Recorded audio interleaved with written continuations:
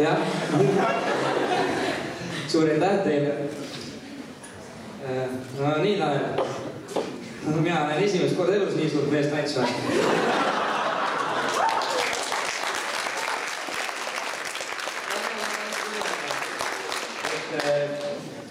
Kui kumb teist selle mõtte peale üldse tuli, et siia osalema tulla?